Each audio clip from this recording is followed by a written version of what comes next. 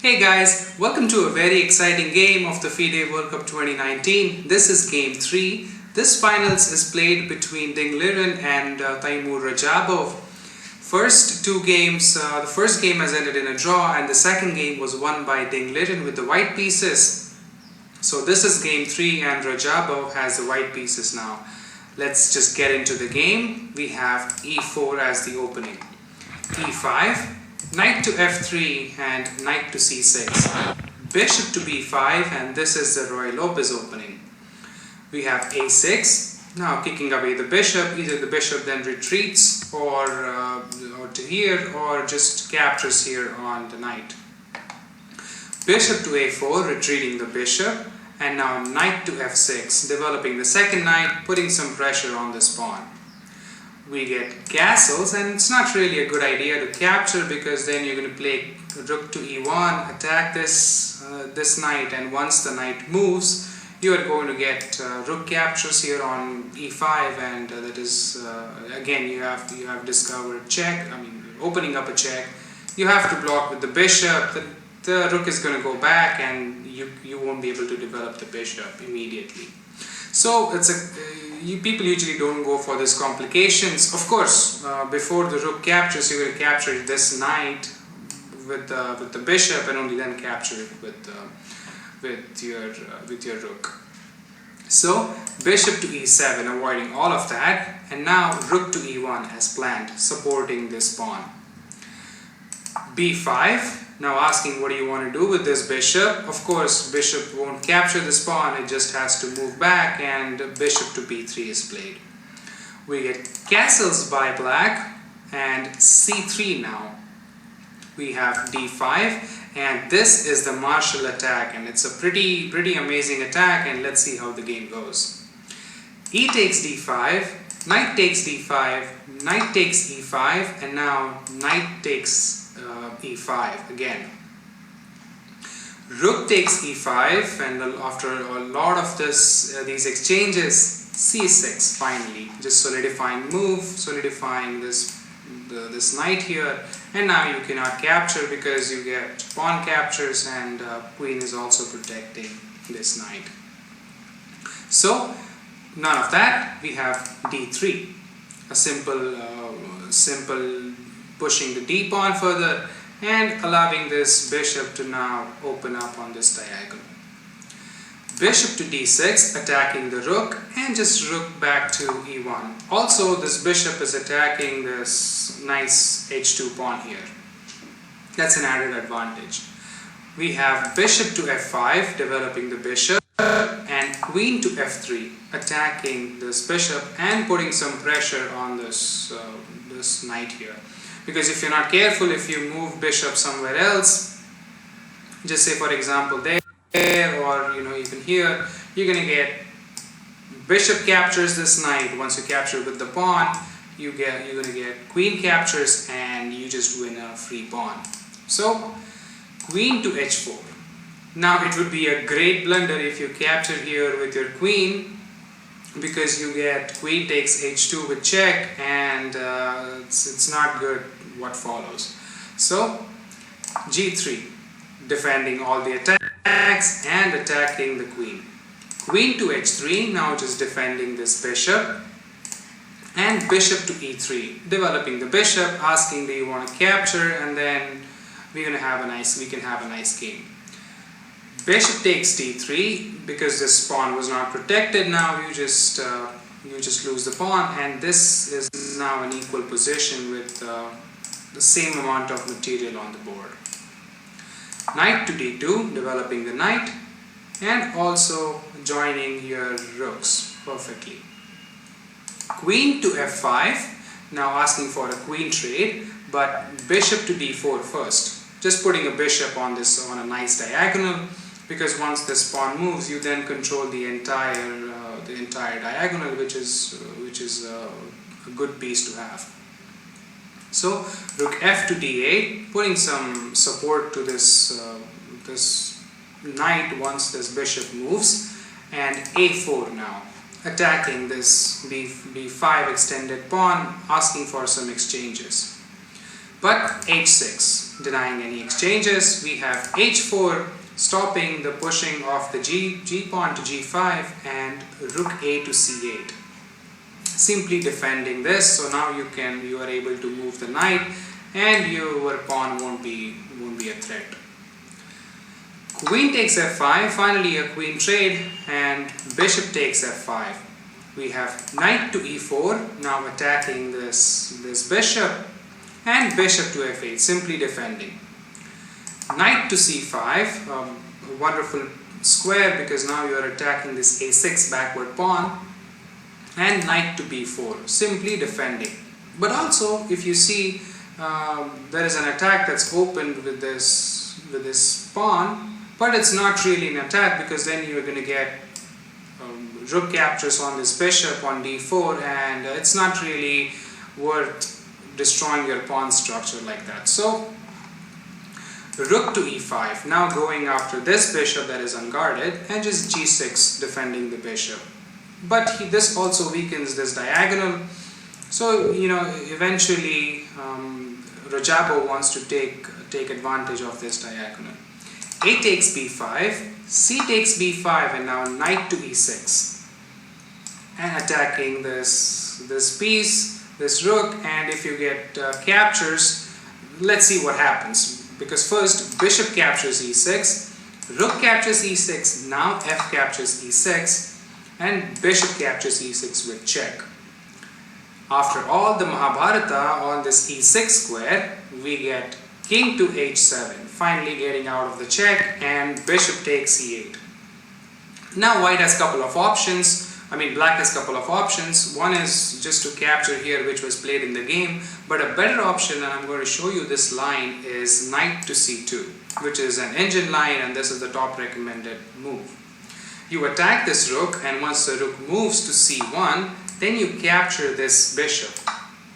And when you get pawn captures, now you can either capture this pawn or just move a5 and have a wonderful game.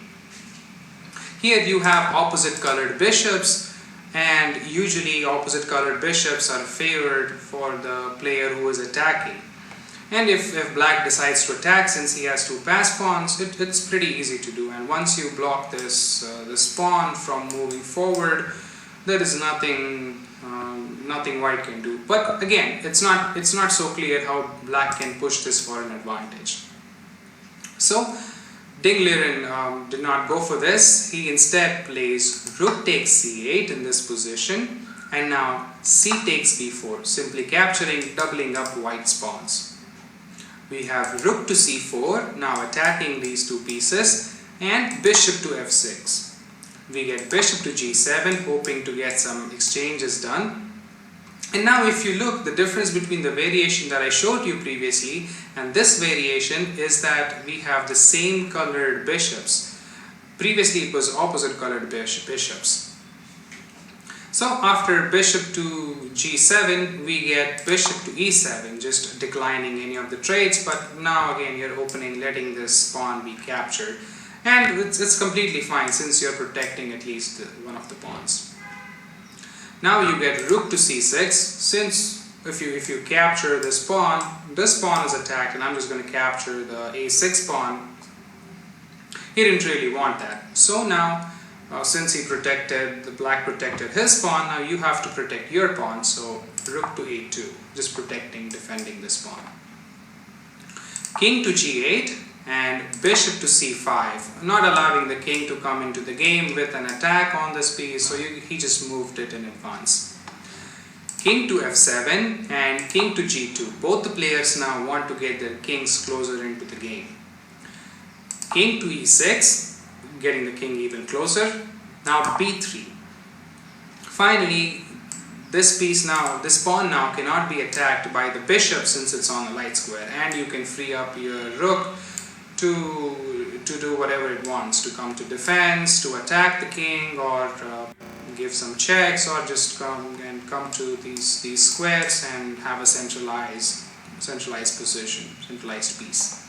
So h5. We get king to f3, now getting the king even closer, and king to f5. What black wants to do is not allow white to get to any of these squares, especially this square, because then it will control all the important squares, and you won't really have anything to show for, because currently, even though white has better chances, black thinks that he can hold for a draw.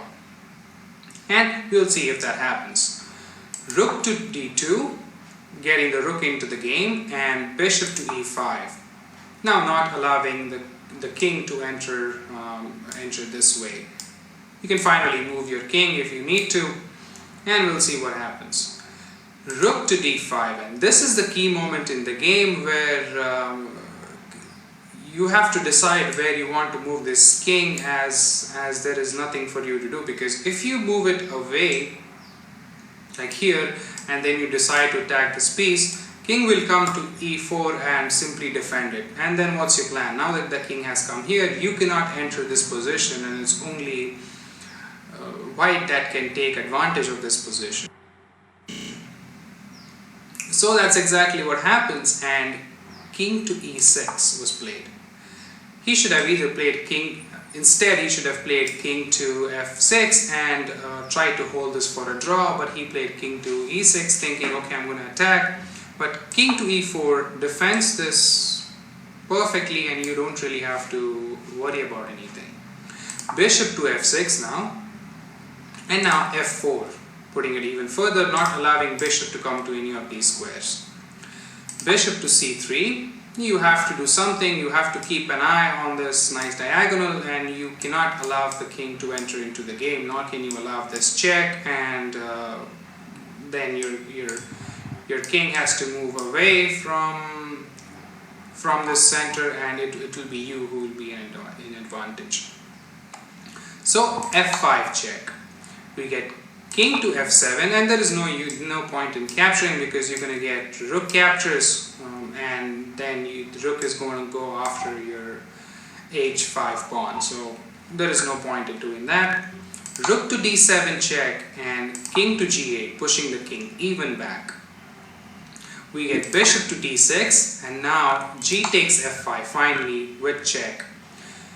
King takes f5 and bishop to g7. Now how are you going to protect this pawn? There is no way. So after king to g5, it was in this position that Ding resigned the game, and he resigned simply because there is no defense against king captures here on h5.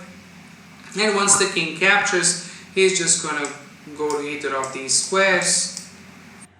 First he's going to exchange off your bishop, and then he's going to go to these squares, and he's just going to keep pushing his passed pawns. There is nothing black can do here, because these two pawns are nicely guarding these two black pawns, and there is no way to make a progress for black, but white can make all the progress he wants.